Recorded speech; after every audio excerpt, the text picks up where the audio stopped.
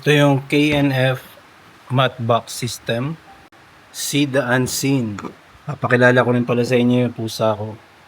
Si Dao Ming Chu. Dao Ming Chu! Ming Chu! O, diba?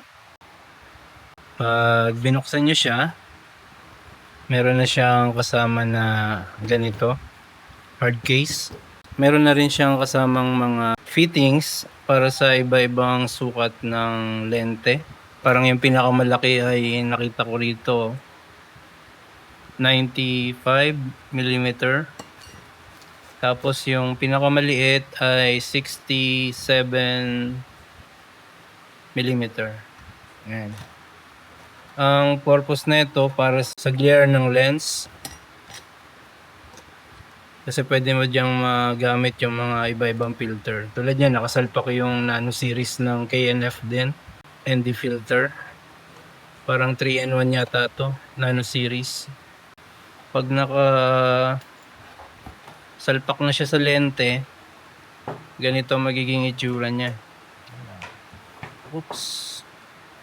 Ayan yung pinaka camera mo na handheld. Parang nakaganyan siya. Yan.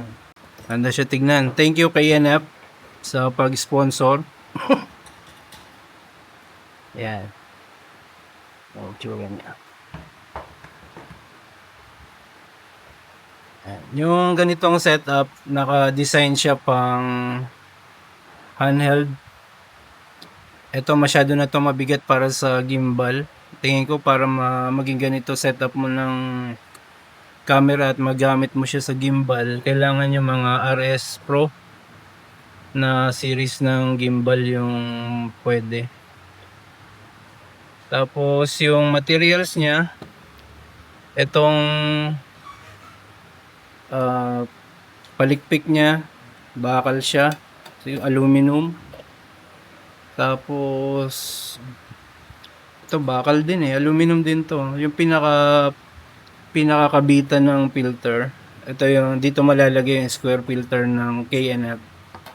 Kung gusto mo ay square filter, dyan yung masasalpak.